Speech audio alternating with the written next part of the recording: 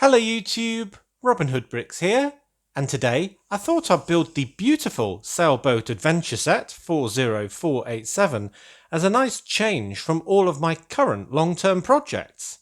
Cool! Now, I don't usually do a build or review of a normal set as a video, as I'm usually customizing stuff to be perfect for me, but I do like to include every step of my city's progress, and this, in my mind, is a really beautiful set that I was very keen to add, either to the city or my new glass cabinet for an undersea setting. And I just got really transfixed, really, by the beautiful box art of this and the very sort of simple but sort of pure nature of the build. That's what I was thinking anyway. So don't worry, I won't be changing my channel to do more reviews for the same reason I won't ever be joining the LAN or LEGO Ambassadors Network. There's already far too many channels in my mind doing exactly the same thing at exactly the same time already, so I won't be joining them regularly. But anyway, back to the build itself. I think sailboats are quite rare in a city setting. I mean, we've had power boats, fishing boats, rowboats, houseboats galore, but very few actual sailing boats. And usually those that we do get are either small or from very different lines like Friends or Moana or Ninjago, Vikings or whatever like that. So it's really nice to get one that's kind of dedicated to, well, almost a city theme, although it is an ideas set. And the last city-esque sort of sailboat in my mind was the boat from the set 60168, Sailboat Rescue. And I'm not really sure how good that one was. I mean, we have got a sort of plastic sail here, which I quite like because it's got a sort of realistic sort of bend to it, but it doesn't have the foresail or jib, is it? And I don't know, it's a very sort of simple build with a very simple cabin, all sort of built into this unitary hull piece, so it's pretty limited in my mind. So it's really nice to have one that seems to be a bit more organic, although the sail is very rigid and a bit like the one on an Imperial shuttle from Star Wars. So I know that's a criticism that some people have laid against it already. But, you know, I think it looks quite a romantic kind of set with a couple sort of sailing off on the distant seas. So I'm really keen to get it built.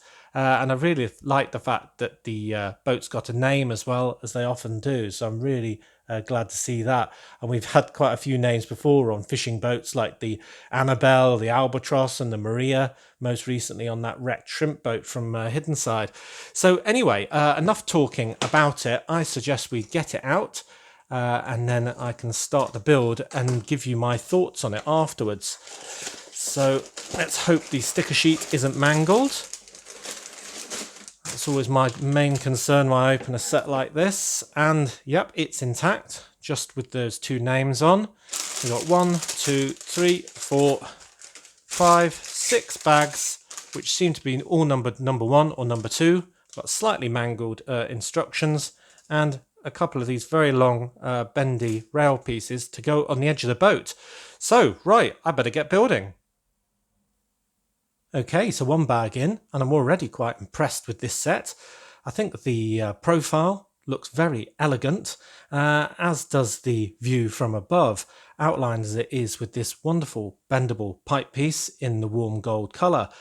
And I think the colour palette was very wisely chosen actually. We've got mainly dark tan and dark orange with traces of white and brown and so on, making it look really quite classy. And that gold extends to all the fitments on the side and even to the name, the Eloise, which is on each side of the prow. It would have been nice if we'd had one on the stern as well, but I appreciate with the build as it's currently set up, there's really no flat surface for it to be put on at all. Yeah, so it looks really good. We've got some great new pieces in these dark orange printed tiles, 1x4, to represent the teak deck. All of the gold bits obviously representing the brasswork all over the deck as well. And we've got the steps down into what looks like a cabin, with maybe that being the table, and these bracket pieces almost looking like they might be there to represent seating on each side, but it's quite limited, as you might expect, for its scale. Which brings us to the outside, and although I'm a very big fan of these sort of splash pieces that look like the craft is cutting a fine dash through the waves. My main concern before I opened it was that this wouldn't be structurally sound unless it was attached to this medium azure base, which I don't particularly like and wouldn't want to use in either my city or my glass cabinet. So I'm really glad to see that it can be removed, though I may steal all of these pieces later. Yeah, it can be removed and is perfectly sound bottomed, so that's great to see. But saying it's perfectly sound is not entirely the truth, because if we looked from underneath, we do have, because of the method of building, these great big holes on all of the four corners, if you will. And although the first two are quite hard to see from above, you have to sort of tilt it perfectly, the ones at the back are a lot more significant. So if you were planning to get this set to use in your bathtub, then think again, because it will be quickly at the bottom of your tub, unless you want it to be a sunken wreck, of course, for your divers. So there you go. You have been warned. There are some other nice details. Underneath the brasswork, we've got the anchor on one side with a nice gold chain there. Obviously, the chain's not long enough if it were folded out, but it's a good representation. I'm not entirely sure it's in the right place either, but not to worry. I think if we're using a real-life sailboat as reference, it's important we get the main things right, but I don't think it'll ever be perfect for the experts. But the build's quite fun. I really like the fact that these pieces have been used, which are very hard to use normally for the sort of front and back of the boat. There's some studs knot on top here at the front for the prow, but I really think that it is a great build. But so far so simple, so I'm going to push on to bag number 2. Okay, we're all done, and I think that Jan Chevalier, awesome name by the way, can be rightly proud of the set that he created, because I think it just looks fantastic. Very elegant indeed.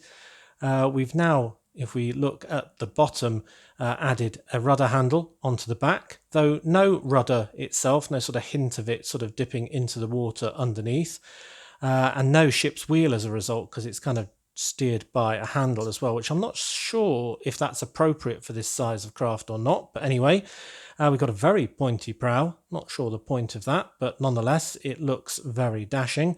And then we've got the cabin top, which is probably my favourite part, in that I didn't realise that it is made to be removable. And it's got a little too much grip on there to pull off easily, but it is good that it's there. And my favourite touch is the portholes, also in brass, with the 1x1 round plates with the hole in the middle. So I think that's really clever, just pushed into Technic bricks. And then we've got some more brass on the top there for all the sort of gubbins that a ship needs to have. So I think that makes it look really good. Now, with the sails on top and the mast and all that, it does become a lot more unstable without this base. You can see why it was added in the original set.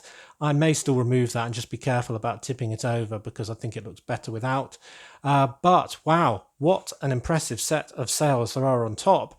Now, another great thing about this is they do move, so you can kind of position them in, well, a realistic pose, maybe at some different angles like that, so they look like they are filled with wind. But I do get the criticism that some people will no doubt say that it's just far too thick. It's only 1 brick width, but that's about as thin as you can get it if you're going to do it as a brick build. And maybe Lego should have used canvas and had some nice sort of billowing plain white canvas to represent the sails. And yeah, I get that to a degree, but I quite enjoyed making this part of the build. Actually, it's probably my favourite part of it, building all the masts with all these pieces and putting this together. It was quite technical and quite fun, so I really enjoyed it. And at the very top, it's just sort of linked together with a couple of those new rounded 1x2 plates with a little bit of a mast at the top that you could easily attach a banner flag to. And if you replace the bar piece with a slightly longer one, there'd be enough space for a Jolly Roger if you wanted to make this a pirate sailboat. So I think that's really good as well. Now, as for the side build, we get a pair of dolphins splashing through the waves following the boat, and I think that's a really good touch. And they're in the lovely sand blue colour, which makes them the same as the ones we got with the Series 21 paddle surfer. And that annoys me a little bit, because I got a couple of copies of that because I wanted more than one sand blue dolphin, but now I've got, well, arguably too many. But it's quite a dynamic pose with these splashes and so on. Again, I'm probably going to take these off the medium azure base, but I do like it as part of the set very much. And then as for crew, we've got this lady with only one side of her face, and she looks pretty standard with all pieces that we've seen before. And then we've got this chap who has got a brand new torso, and he looks very ready for the seven seas with a very sort of traditional style sailor's outfit. And I reckon that a little boy would look very good in that as well, looking very smart in a sort of sailor's outfit. And indeed, you can buy this torso separately from Lego Bricks and Pieces. In the UK, it's 78 pence, so not too bad. And I think that is something that I'll probably be getting at least one more of. But again, only a one-sided face. So really good. They come with the life jackets as well, but it seems such a shame to cover up the nice torso printing in my mind.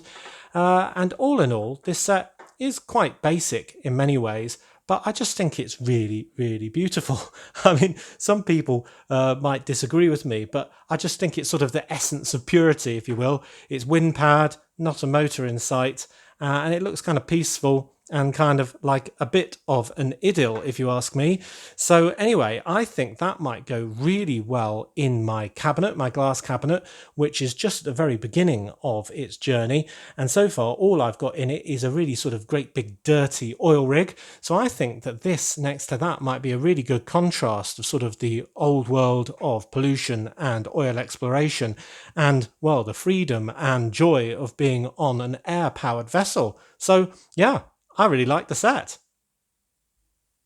Right, well, I just thought I'd show you some placement in different places in the city. And here we are in the marina.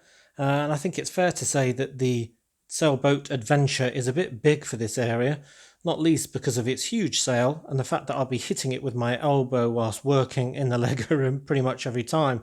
But it does look really good. I think the scale of it is perfect. And another thing that would have a great problem with the sail is if we ever wanted to leave Brick Bay and get out into the greater oceans, I think it might be a bit difficult to get under the bridge. So maybe it would look better on the other side of the bridges, already out at sea, towards the very busy industrial harbour.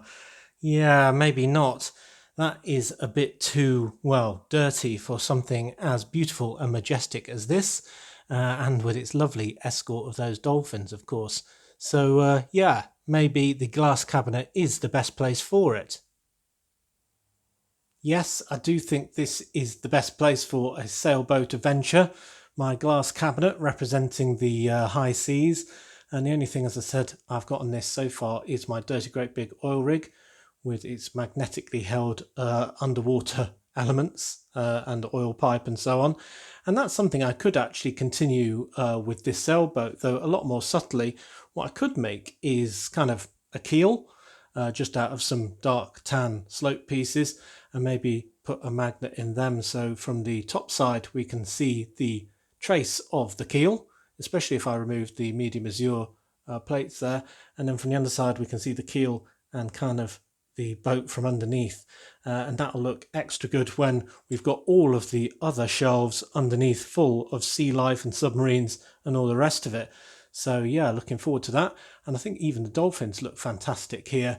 I just have to decide whether it is acceptable to have these sort of plates as isolated bits of surface, because I was going to leave this whole thing as sort of glassy seas so it could be seen through. And in due course I will be adding a backdrop to this to make it look a lot less reflective, because at the moment it's really quite hard to film in just because we've got light bouncing off absolutely every surface. But I think you'll agree that that sailboat looks very good in this setting, and we've definitely got a space for quite a few more. Awesome. Well, I do hope you enjoyed that slight deviation from the normal programme, in that we did a build and review kind of video in a way, with a bit of placement on the end rather than one of my usual mock builds. But normal service will be resumed from the next video on Monday, where I plan to continue building the Daily Bugle, well, fixing it as I see it, so it's right for my city. And then on Wednesday we'll have part 2 of the Brick Hall 100, all of the things that you've been sending in so generously to me. And then we will be back in the fairground for Fairground Friday. So Until then, thank you very much for watching. It is appreciated. Do remember to like, comment and subscribe for more awesome LEGO videos. And if you value this channel, there are many ways in which you can support it. Do check out the links in the description below. So until next time, see you!